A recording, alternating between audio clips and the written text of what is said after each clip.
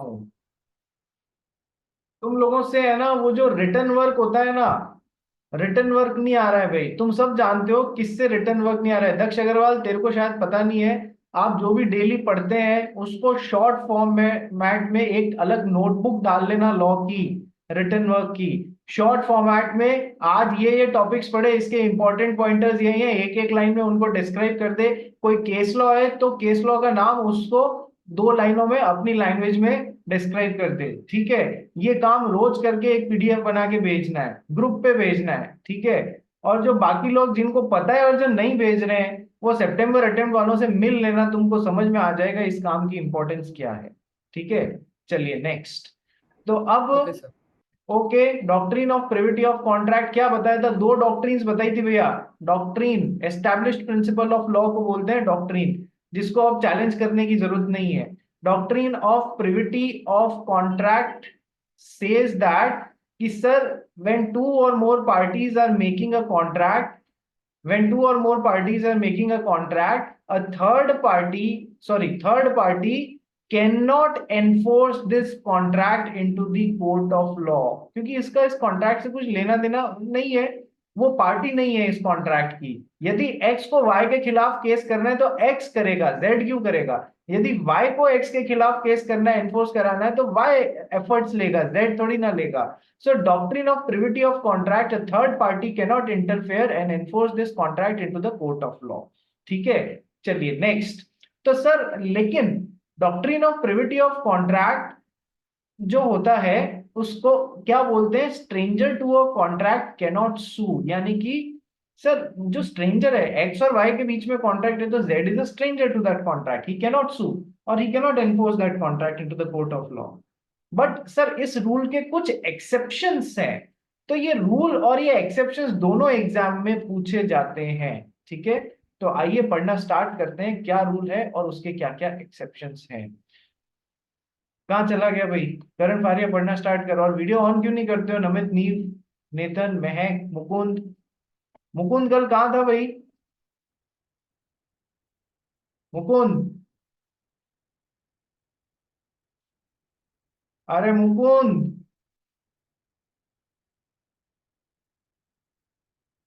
मुकुंद गायब हो गया। चलो, बेस्ट है, कोई भी चीज पूछो सर वो गायब। है, वो एक सेकंड बोला। अरे क्या हो गया मुकुंद? सॉरी, मुकुंद सुना ही नहीं दे रहा है मुकुंद। चलो करण फारिया पढ़ना। सर हाँ जी। आवाज आ रही है मेरी सर अभी? हाँ आप आ रही है, बोल। सर मेरे को कल बहुत हेडेक हो रहा था तो फिर मैं सो गया था क्लास से आके दूसरी। तो तूने रिवीजन किया जो मैंने कल पढ़ाया? सर कल के रिकॉर्डिंग का बाकी है मेरा। मैंने उसके पहले फर्स्ट डे पे जो किया था उसका लिख के भी हो गया, बस क्लास खत्म होते से फोटो भेजता, उसका अभी लेके भेज देता।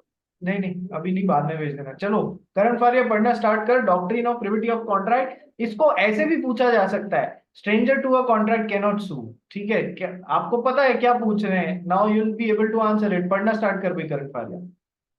Doctrine of privity of contract means only parties to contract can enforce the same. The parties stranger to contract, that is, who are not parties to a contract, cannot sue and be sued. Can not sue and be sued, जिनका उस contract में parties नहीं है वो स्यू नहीं कर सकते हैं और उनके ऊपर स्यू नहीं किया जा सकता। बट मेन क्या है, वो स्यू नहीं कर सकते हैं, वो उस कॉन्ट्रैक्ट को एनफोर्स नहीं करा सकते हैं। Second point. A person who is not a party to a contract and be sued even though contract is for his benefit and he provided consideration. इसको हटा लेना, even though the contract is for his benefit, इसको हटा लेना। Main point क्या है? A person who is not a party to a contract can not sue even though he provided consideration. कई बार क्या होता है, एक्स और वाई के बीच में वाई को 11 लाख रुपए चुकाने थे, ये चुका नहीं पा रहा है, तो इसके फ्रेंड जेड ने आके और यहाँ पर इसके बिहाफ पे एक्स को 11 लाख रुपए चुका दिए। तो सर क्या ये अब इस कॉन्ट्रैक्ट के अंडर इसको स्यू कर सकता है या इस कॉन्ट्रैक्ट को एनफोर्स करा सकता है? नहीं सर, ये कहेगा अरे मैंने कंसिडरेशन दिया है तो फिर मेरे से कंसिडरेशन क्यों लिया। ये बात मैं आपको कल ही समझा चुका हूं कि सर भले ही कंसिडरेशन दे दिया हो, वो वैलिड कंसिडरेशन होगा, लेकिन उससे आप वैलिड, आप इस कॉन्ट्रैक्ट में इंटरफेयर करने के, इसे एनफोर्स कराने के अधिकारी नहीं बन जाते हैं। ये बात ध्यान में रखिएगा, अधिकारी नहीं बन जाते हैं। ठीक है। सो डॉक कल अपन ने एक लाइन पढ़ी थी, क्या चीज, highlighted line, what was that, कि sir stranger to a consideration can sue but stranger to a contract can not sue. ये बहुत इंपॉर्टेंट एग्जाम में आने लायक लाइन है। Stranger to a consideration can sue provided he is a party to the contract. ये छुपी हुई line है, ये छुपी हुई लाइन है, provided he is a party to the contract. तो उसने भले ही कंसिडरेशन नहीं भी दिया हुआ हो तो भी वो स्यू कर सकता है। But stranger to a contract can not sue, जो आदमी स्ट्रेंजर टू अ कॉन्ट्रैक्ट है, पार्टी नहीं है कॉन्ट्रैक्ट के, वो स्यू नहीं कर सकता, भले ही उसने कंसिडरेशन दिया हो तो भी नहीं कर सकता। ठीक है। ये दो लाइनें जो छुपी हुई है वो ध्यान रखिएगा। चलिए नेक्स्ट।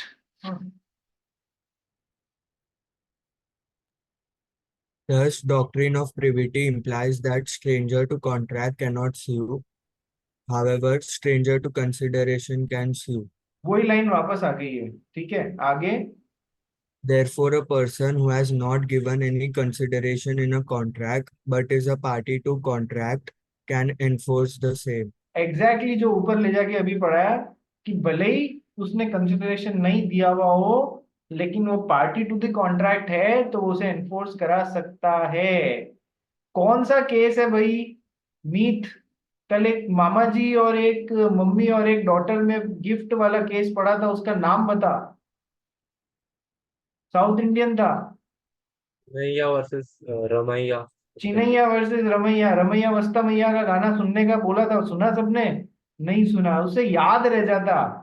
ठीक है, इंटरनेट पे यूट्यूब पे जाके रमैया वस्ता मैया वाला गाना सुनना, चिनैया वर्सेस रमैया, याद आ जाएगा ऐसे टाइम में तुमको। चलो नेक्स्ट एग्जाम्पल पढ़ भाई। A owes rupees 10,000 to B. A makes a promise with C to transfer his house to him, and C, in consideration, promises to discharge the debt to C to debt to B. B. If C fails to pay the money to B, B cannot bring an action against C because B is a stranger, not a party to the contract between A and C. देखो क्या बोलता है ये example, ए ओज rupees 10,000 to be, यानी कि किसी agreement के अंडर ए को बी को 10,000 रुपए देने थे। आगे क्या बोलता है, A makes a promise with C to transfer his house to him and C in consideration promises to discharge the debt of B. क्या ए और सी के बीच में अब एग्रीमेंट बन रहा है, कॉन्ट्रैक्ट बन रहा है कि मैं अपना घर आपके नाम करूंगा और बदले में आप जो मुझे कंसिडरेशन देंगे वो ये होगा कि मुझे इसे 10,000 रुपए देने, आप मेरे 10,000 रुपए वहां पर जाके चुका देना मेरे। ठीक है, पुराने टाइम का एग्जाम्पल है। पुराने टाइम का एग्जाम्पल का मतलब कि सर पुराने टाइम में 10,000 रुपए में घर आ जाते थे, तो मुझे जो इसको 10,000 रुपए देने हैं, आप पहले मुझे दोगे फिर मैं उसे दूंगा, इससे अच्छा है आप डायरेक्टली बी को दे देना। अभी तक सी ने बी को ये बात कंफर्म नहीं करी है कि इसका पैसा जो 10,000 रुपए है वो मैं दूंगा, अभी तक करी नहीं है। अब देखो कॉन्ट्रैक्ट किस किस के बीच में, ए और सी के बीच में, समझना, ए और सी के बीच में कॉन्ट्रैक्ट है। क्या बी इस कॉन्ट्रैक्ट में पार्टी है? नहीं सर, बी इस सेकंड वाले कॉन्ट्रैक्ट में पार्टी नहीं है। तो क्या ये इस कॉन्ट्रैक्ट को कोर्ट में एनफोर्स करा सकता है? क्या ये इस कॉन्ट्रैक्ट को कोर्ट में एनफोर्स करा सकता है? Doctrine of privity of contract काम करेगी या नहीं करेगी? Contract is a party to a contract can only enforce the contract. Third party has got no right to enforce the contract into the court of law. B is a third party to this contract or not? Yes sir. क्या ये example से समझ में आ गया doctrine of privity of contract क्या होता है? Yes sir. लेकिन सर यदि सी ने, इसी एग्जाम्पल में सी ने यदि बी को एक्नॉलेज कर दिया होता, एक्नॉलेज कर दिया होता कि अब ए से मिलने वाला पैसा मैं आपको चुकाऊंगा, तो फिर तो अब वो इस कॉन्ट्रैक्ट को एनफोर्स करा सकता है। एक्नॉलेज करा दिया का मतलब क्या है कि सर उसने बोल दिया हाँ मैं चुकाऊंगा, बोल रहा है ना यार, तो फिर तो अब रिस्पॉन्सिबिलिटी ले ली उसने, वो एक एक्सेप्शन में आएगा, हम एक्सेप्शन में पढ़ेंगे। बेसिक बात क्या है, ए और सी आपस में कुछ बात कर रहे हैं बी को लेके, बी पार्टी है ही नहीं उस कॉन्ट्रैक्ट में, तो क्या बी उसको एनफोर्स करा सकता है? नहीं सर, नहीं करा सकता है, बेसिक बात। चलिए तो sir there are certain exceptions जहां पर if a person is not a party to the contract, then if he's a stranger to that contract, then also he can enforce that contract.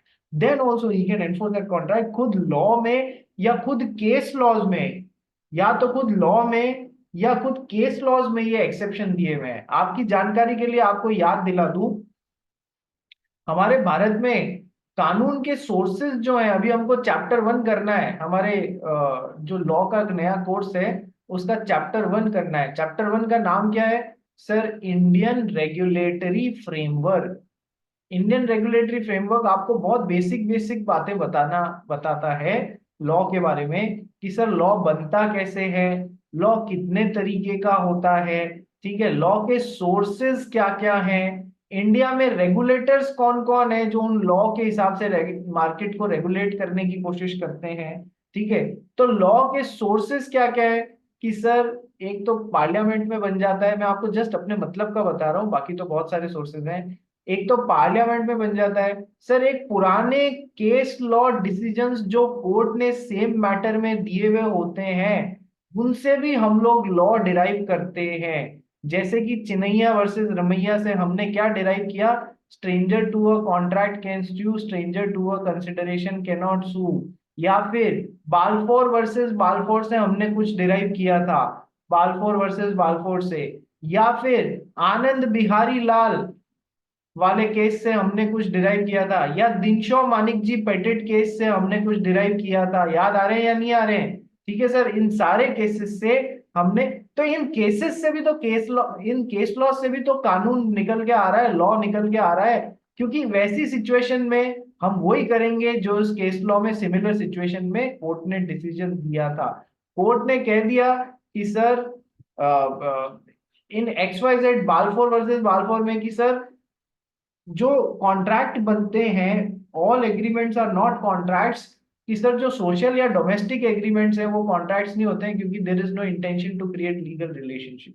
तो sir अब हम ये बात मान के चलेंगे कि सोशल या डोमेस्टिक एग्रीमेंट्स में since there is no intention to create legal relationship, इसलिए वो कॉन्ट्रैक्ट नहीं बन सकते हैं, ठीक है। तो सोर्सेज ऑफ लॉ है, तो ये एक्सेप्शंस कुछ कानून से आ रहे हैं, कुछ केस लॉ से आ रहे हैं, जहां पर एक पार्टी भले ही स्ट्रेंजर टू दिस कॉन्ट्रैक्ट है तो भी वो इस कॉन्ट्रैक्ट को एनफोर्स करा सकती है। आइए पहला पढ़ते हैं। There are around I think 6 1 2 3 4 5 6 situations है, 6 सिचुएशंस हैं जहां पर अपने को फॉरेन पार्टी भी, स्ट्रेंजर पार्टी भी, थर्ड पार्टी भी, who's not a party to the contract can enforce that contract into the court of law। First, trust और चार्ज। पढ़ भाई। Beneficiary of a trust or other interest in specific immovable property can enforce it even if he is not a party named in the trust deed. देखो अब मैं तुमको ये चीज समझाता हूँ एक पुरानी हिंदी फिल्म की सिचुएशन से। जो 60s और 70s की हिंदी फिल्म्स होती थी उनमें क्या होता था, ये फादर साहब हैं, ये मरने वाले हैं, फादर साहब मरने वाले हैं ड्यू टू सर्टेन बीमारी, कैंसर वैंसर हो गया है, ठीक है। नींद को बड़ी हंसी आ रही है, क्या हो गया रे? लेकिन सर आप तो हमेशा किसी ना किसी को एग्जाम्पल में मार ही देते हो, ठीक है। नेक्स्ट, तो फादर के फ्रेंड हैं, ठीक है, इन दोनों के बीच में आपस में एक एग्रीमेंट बना कि फादर ने बोला देख यार मेरा जो लड़का है, मेरा सन जो है वो भी बहुत छोटा है, he is just of 10 years of age, और मेरा अल्लाह को प्यारे होने के दिन आ चुके हैं, ठीक है। तो मैं एक काम करता हूँ, बच्चा तो अभी प्रॉपर्टी संभाल नहीं पाएगा मेरी, तो मैं तेरे को अपनी सारी प्रॉपर्टी दे के जा रहा हूँ एज अ केयर टेकर, ठीक है। जब मेरा बच्चा 20 साल का या 21 साल का हो जाए, 21 साल का हो जाए, तब तू वो प्रॉपर्टी उसको हैंड ओवर कर देना, तब तक उस प्रॉपर्टी का ध्यान रख लेना और मेरे बेटे का ध्यान रख लेना। तो ये एक्चुअल में क्या हो रहा है, ये एक ट्रस्टी बन रहे हैं, ट्रस्ट किया जा रहा है इनके ऊपर, ठीक है। एक फिजिकली भी एक ट्रस्ट क्रिएट किया जा सकता है। आप लोगों ने सुना है ना, बहुत सारे ट्रस्ट और सोसाइटीज क्रिएट होती हैं, तो सर एक ट्रस्ट भी क्रिएट होता है जो कि प्रैक्टिकली उस ट्रस्ट का पर्पस क्या है, उस पर्पस के लिए काम करेगा। कुछ ट्रस्ट का पर्पस होता है कि to feed the hunger, hungry people, ठीक है, उनको खाना खिलाता है, कुछ ट्रस्ट एजुकेशन अरीना में काम करते हैं, ठीक है। तो these are all trust. If somebody has created a trust sort of thing by making a contract, और उसको कुछ जिम्मेदारियां देके गया है किसी पर्टिकुलर पर्सन के बेनिफिट के लिए, समझना, ध्यान इधर दो भाई, किसी पर्टिकुलर पर्सन के बेनिफिट के लिए, वो पर्सन जिसके बेनिफिट की बात की जा रही है, he is not a party to this contract between the father and the friend. On attaining this age, if the ये फादर के फ्रेंड की नीयत खराब हो गई, ये पैसा दे ही नहीं रहा है इसका, जो इसके फादर का था, इसको हैंड ओवर ही नहीं कर रहा है, नीयत खराब हो गई फ्रेंड की, तो फिर ये जाके कॉन्ट्रैक्ट, इस कॉन्ट्रैक्ट को कोर्ट में एनफोर्स करा सकता है, क्योंकि ये जो ट्रस्ट वाली, ये जो इसके बेनिफिट के लिए हो रही है, although he is not a party to the contract, but इसके बेनिफिट की बात की जा रही है by creating a trust etcetera, तो ये जाके उस कॉन्ट्रैक्ट को कोर्ट में एनफोर्स कर सकता है। ये मेरे बेनिफिट के लिए मुझे ही नहीं दे रहा है यार, क्या ये क्या बात हुई? ठीक है, बात समझ में आ गया? पहला exception, this son is not a party to the contract, but यदि ट्रस्ट या ऐसी कोई चीज से उसको कोई चीज बेनिफिट मिलने वाला है, तो फिर वो जाके कोर्ट में उस चीज को एनफोर्स कर सकता है। ठीक है, केस का नाम क्या है? एम के रापाई वर्सेस जॉन। पढ़ भाई इसको। A agrees to transfer certain properties to be held by T in trust for the benefit of B. B can enforce the agreement even though he is not a party to the agreement. वही है, एक आदमी A agrees to transfer certain properties to be held by T in a trust. ये T नाम का बंदा एक trust बना के उसमें होल्ड करेगा, किसके बेनिफिट के लिए? ए के सन बी के लिए। ठीक है, B can enforce the agreement even though he is not a party to this agreement. ये एग्रीमेंट को एनफोर्स कर सकता है। बोला ना, जब 21 साल का हो जाए तो इसको देना होने पे दे ही नहीं रहा है, ला भाई, लगा यहाँ पर इसके ऊपर केस, एनफोर्स करा इस कॉन्ट्रैक्ट को। सेकंड है मैरिज सेटलमेंट या फिर पार्टीशन और other family arrangements, and such agreement is reduced to writing. पढ़ गई इसको। Two brothers on partition of joint properties agreed to invest in equal shares a certain sum of money for the maintenance of their mother. Held she was entitled to require her sons to make the investment. Case का नाम है शुप्पू Ammal versus Subramaniam. ठीक है, शुप्पू Ammal versus Subramaniam क्या बोलता है कि sir family में कोई पार्टीशन या कोई दूसरा फैमिली अरेंजमेंट्स हो रहे हैं, पार्टीशन का कोई मैटर है या कोई दूसरे फैमिली अरेंजमेंट्स हो रहे हैं, और यदि उस एग्रीमेंट को लिखित में लेके आ लिया गया है, तो सर उसको जो पार्टी है वो भले ही पार्टी टू द कॉन्ट्रैक्ट नहीं थी, उसके बेनिफिट की बात है, उसका बेनिफिट कहीं ना कहीं इन्वॉल्व है, तो फिर वो उस कॉन्ट्रैक्ट को एनफोर्स करा सकता है। कैसे? आओ सिंपल सा एग्जांपल देखते हैं। मुकुंद, पूरा नाम क्या है? अरे मुकुंद, पूरा नाम क्या है तेरा? मुकुंद कमल नयन भट्टर। मुकुंद, मुकुंद भट्टर नाम है? ठीक है, मुकुंद कमल एंड हाँ। ठक्कर, ठीक है, भट्टर, सॉरी, VHATTER या AR जो भी है। मुकुंद, पापा जी का नाम क्या है? कमल नयन। अरे कमल है नहीं, तेरे फ्रेंड थोड़ी हैं, ऐसा बोल, श्रीमान कमल जी या फिर मिस्टर कमल जी। कमल, श्रीमान कमल जी। कमल जी भट्टर। दादाजी का क्या नाम है? ऐसा मेरे को ध्यान नहीं है। अरे मार मार दिया यार, दादाजी का नाम ध्यान नहीं है तेरे को? अरे परदा, ध्यान नहीं है सर। मैं तो तेरे से परदादा जी का भी पूछने वाला था। मैं आई एम सीरियस, अरे मैं अभी परदादा जी का भी पूछने वाला था, है ना? दैट मीन्स हमको हमारी रूट से कनेक्ट होना बाकी है, हम हमारी रूट से कट गए हैं। अब मम्मी पापा से मत पूछ, इधर आ जा। अरे हाँ सर, मेरे को ध्यान है, मेरे को पक्का नहीं था, बट चलो हाँ कोई नहीं, कोई श्रीमान नहीं, श्रीवल्लभ। अरे कोई नहीं यार, चल, दादाजी का नाम है XYZ जी भट्टर, और परदादा जी का नाम है ABC जी भट्टर। ठीक है, अब समझना, मैं जो समझाने की कोशिश कर रहा हूँ आपको, ये जो इसके परदादा जी थे ना, ये तीन ब्रदर्स थे, ABC, PQR, JKL। ये 3 ब्रदर्स थे, एबीसी जी भट्टर, पीक्यूआर जी भट्टर और जेकेएल जी भट्टर। इन्होंने कहा अपने घर में ये प्रॉपर्टी है, तो देखो ऐसे ऐसे पार्ट, इन तीनों ने आपस में कॉन्ट्रैक्ट बनाया कि ये वाली प्रॉपर्टीज मेरे पास में रह जाएंगी, ये वाली प्रॉपर्टीज तेरे पास में रह जाएंगी, और ये वाली प्रॉपर्टीज थर्ड ब्रदर के पास में रह जाएंगी।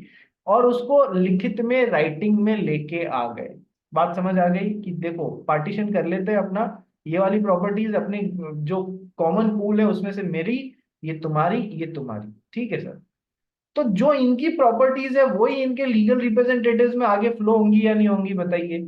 यस सर, इनको पीक्यूआर जी को जो प्रॉपर्टीज मिली वो इनके लीगल रिप्रेजेंटेटिव्स को फ्लो होंगी, और सिमिलरली इनको जो मिली वो इनके लीगल रिप्रेजेंटेटिव्स। अब किसी एक बंदे को यहां पर प्रॉब्लम हो गई, उसको इसका अधिकार नहीं मिल रहा था डाउन द लाइन जाके, तो अब सर इसने इस पूरे कॉन्ट्रैक्ट को एनफोर्स करा के अपना राइट लेने की कोशिश करी। उस प्रोसेस में कोर्ट में जाया गया और इस कॉन्ट्रैक्ट को एनफोर्स कराया गया। क्या ये पार्टी था इस कॉन्ट्रैक्ट में? नहीं सर, ये तो कोई पार्टी नहीं था। But sir, family arrangement partitions which are being brought in writing, और उसमें कोई बेनिफिशियरी है, क्या वो उसे एनफोर्स नहीं करा सकता? बिल्कुल करा सकता है। नहीं तो आप हर जना ये बोलने लग जाएगा तू तो पार्टी नहीं है, doctrine of privity of contract बोलता है कि पार्टी है वही एनफोर्स करा सकती है। तो यार दादाजी के टाइम जो पार्टीशन हुए हुए जिनसे हमको बेनिफिट मिल रहा है, क्या हम जिंदगी में उन्हें कभी एनफोर्स ही नहीं करा पाएंगे? ये तो कितनी बेवकूफी भरी बात हुई। तो सर ये एक्सेप्शन दिया गया है कि sir partition and other family arrangements provided such agreement is reduced to in writing, writing में होना जरूरी है। बात समझ आ गई? बोलो यस और नो। सर सिमिलरली ये शुप्पू अम्माल वर्सेस सुब्रमण्यम वाला केस क्या है? सर एक फैमिली अरेंजमेंट हुआ था दो भाइयों के बीच में और मदर के बीच में। क्या ये मदर है, शुप्पू अम्माल नाम है इनका, ठीक है। अम्माल वगैरह कहाँ साउथ इंडिया में होती है ना अम्मा, ठीक है। तो शुप्पू अम्माल नाम है इनका। सर इनके हस्बैंड की शायद डेथ हो गई होगी, तो पीछे कौन बचे? मदर और दो सन बचे, सन 1 और सन 2, ठीक है। तो अब क्या हुआ, इन्होंने कहा यार देखो पार्टीशन कर लेते हैं, तो उसमें मदर की भी केयर टेकिंग करनी है। तो दोनों सन ने आपस में फैमिली मतलब और मदर, दोनों सन ने आपस में फैमिली अरेंजमेंट किया कि देखो मदर की केयर टेकिंग भी जरूरत है और अपन दोनों की रिस्पॉन्सिबिलिटी है। तो 10,000 रुपये महीने का मैं डालूंगा, ये मैं जस्ट इमेजिनरी फिगर बता रहा हूँ, और 10,000 रुपये महीने का मैं डालूंगा, तो इस पैसे से मदर की केयर टेकिंग हो जाएगी। Mother is not a party to this contract, ठीक है। बट एक बेटे ने देना बंद कर दिया, तो क्या मदर इसे एनफोर्स करा सकती है इस वाले कॉन्ट्रैक्ट को जो दोनों भाइयों के बीच में है? सर फैमिली अरेंजमेंट जो होते हैं, यदि वो रिड्यूस टू इन राइटिंग है और उस फैमिली उसमें कोई इन्वॉल्व हो रहा है, तो सर वो पर्सन उसको, जिसके बेनिफिट की बात की जा रही है, वो उसको एनफोर्स करा सकता है। बोलो समझ में आ गई या नहीं आई? यस और नो? ठीक है। तो केस का नाम है शुप्पू अम्माल वर्सेस सुब्रमण्यम, ठीक है। नेक्स्ट पॉइंट नंबर सी पढ़ गई। अच्छा, मैरिज सेटलमेंट के बारे में भी मैं आपको बताता हूँ। मैरिज सेटलमेंट में क्या है देखो, ये थोड़ा सा आपको अजीब लगेगा कि है ना, मैरिज सेटलमेंट में भी ये राइटिंग वाली चीज आएगी, ठीक है। तो यदि मान लीजिए मैं आपको दो सिचुएशंस के थ्रू समझाने की कोशिश करूं कि सर एक फादर हैं गर्ल के और एक फादर हैं बॉय के, दोनों आपस में अपने बच्चों की शादी कराने का सोच रहे हैं फॉर एग्जाम्पल। तो सर गर्ल के फादर ने बोला कल को आपका बच्चा हमारी बच्ची को छोड़ के भाग गया तो क्या करेंगे? तो सर बॉय के फादर ने बोला कोई नहीं, हम मैं आपको लिख के देता हूँ 10 लाख रुपए, हम आपकी बच्ची को देने के लिए बाध्य होंगे, ठीक है। एग्रीमेंट किस किस के बीच में हो रहा है? दोनों के फादर के बीच में हो रहा है। Girl is not a party to this contract, girl के फादर और बॉय के फादर के बीच में हो रहा है।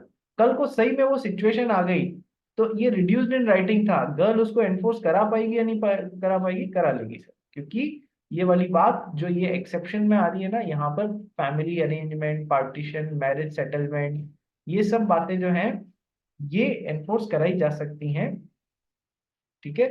चलिए नेक्स्ट, एक्नॉलेजमेंट ऑफ लाइबिलिटी और by past performance thereof, पढ़ ले भाई।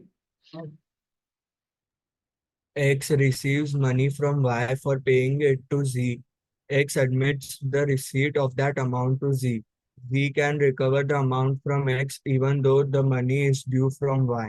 देखो ये वही एग्जाम्पल है जो आज शुरुआत में मैंने लिया था, जिसके लिए बोला था ना कॉन्ट्रैक्ट एक्स और वाई के बीच में हो रहा है क्या, कि सर एक्स को किसी मिस्टर ए को 10,000 रुपए चुकाना था, ठीक है।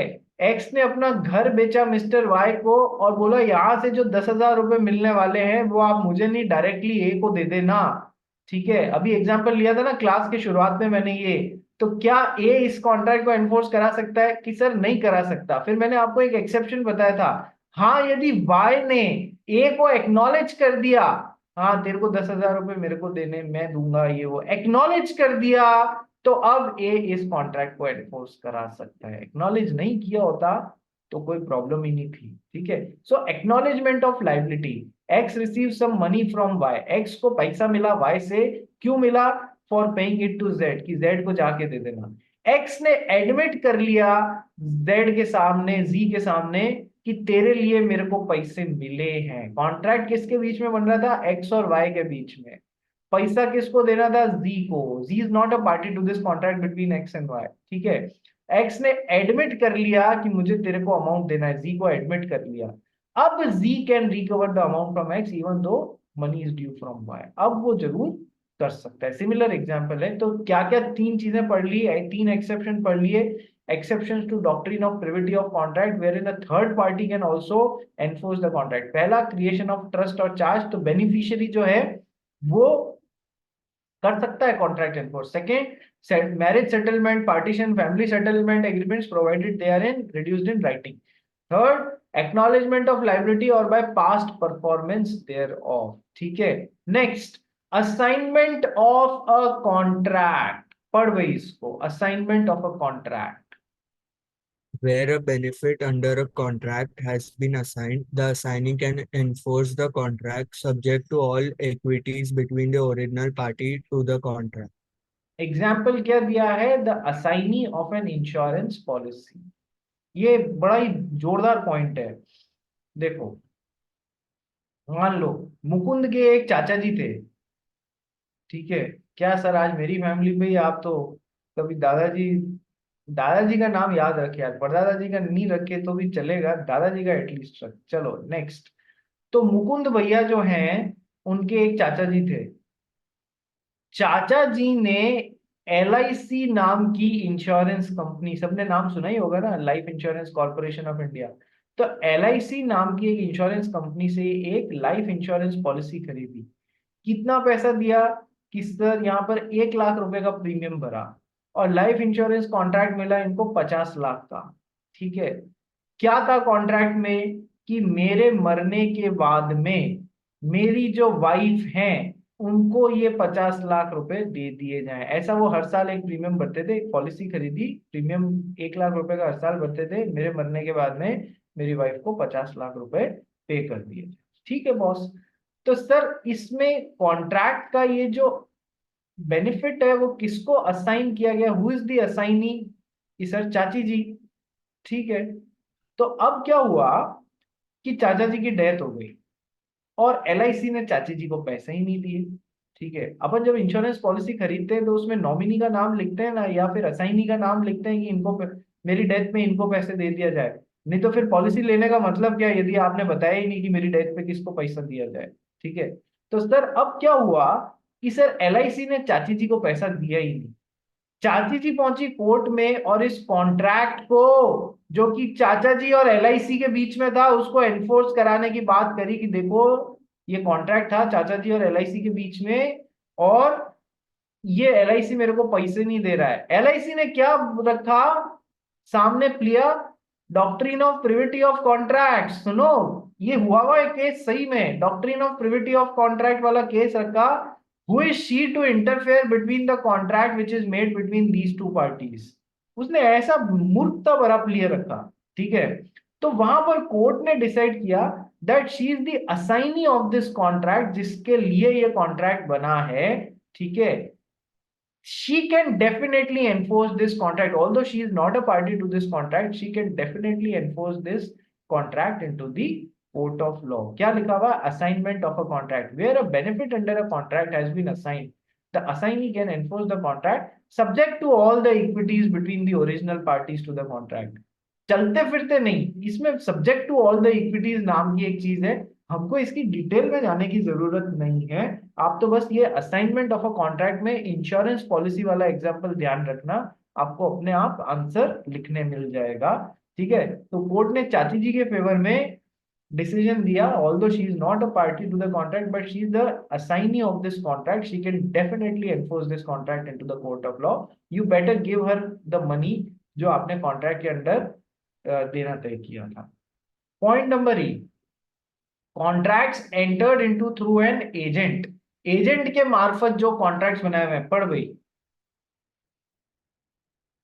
where the agent has acted within his capacity and in the name of his principal।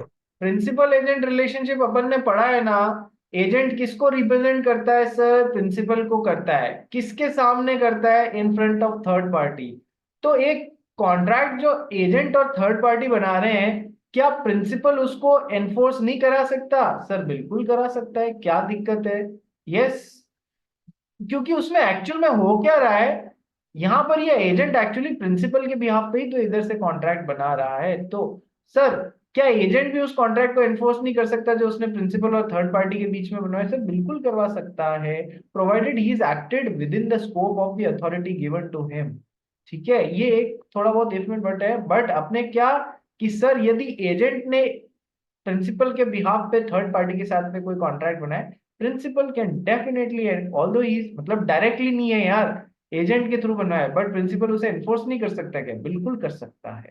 Next point, covenants running with the land, covenants running with the land. इस point को, ये आज का लास्ट पॉइंट है, इसको समझाने के लिए एक बार सेम लिंक पे रिजॉइन कर लो।